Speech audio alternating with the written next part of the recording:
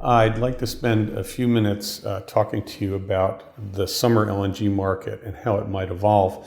The long-awaited surplus that we've been talking about potentially materializing this summer, it's here, and we've seen prices come down sharply since last fall.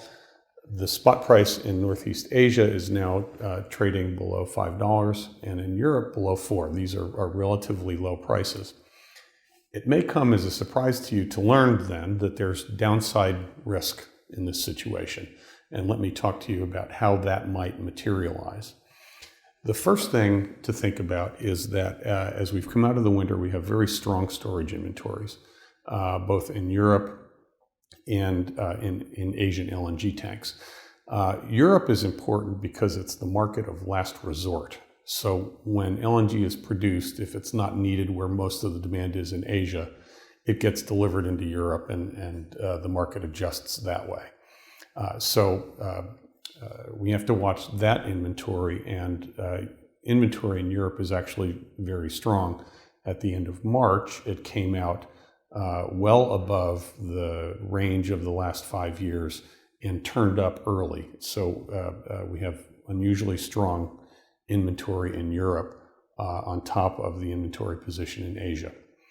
Now, the other thing that's important here is to look at the transatlantic price spread. And this is important because it's that theoretical difference that should give you a price signal that says whether or not US LNG needs to shut in to balance the market. Right now, we're very close to that shut-in point, at least on a theoretical basis.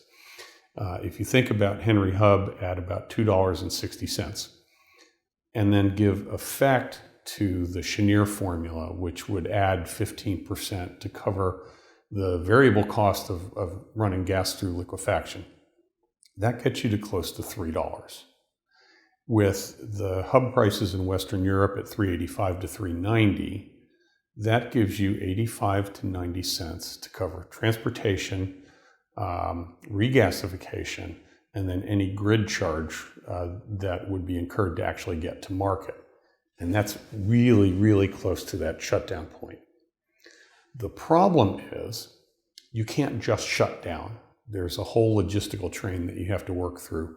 And so under the contracts, if you're going to decide that you don't want to take the next cargo at the next opportunity to not take a cargo, if you give effect to that 2-month notice period here at the end of May, beginning of June, that gets you into August. That means we're going to be producing LNG if these prices stay where they are at or below this shutdown point. That means we'll be producing LNG into the market even at a loss on variable cost and pushing it into the European market. How does that become a problem? There's 2 ways the market could respond to that. One is to decrease the amount of imports by pipeline, and that's a reasonable response. You would see buyers nominate less on their pipeline contracts. But if that doesn't occur, the other alternative is to push it into storage.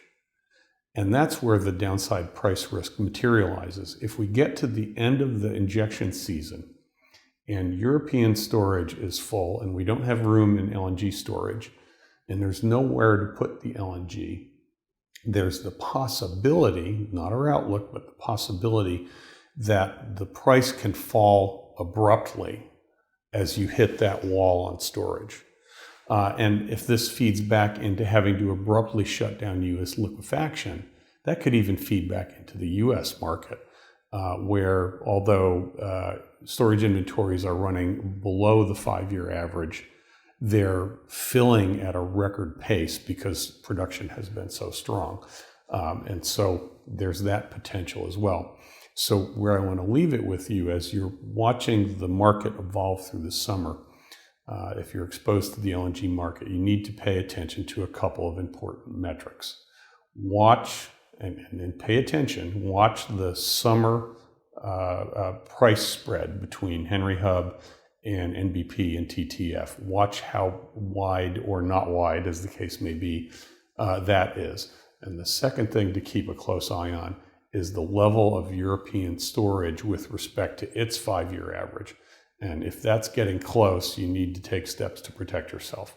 Keep an eye on these metrics, pay attention and be safe, as they often tell you.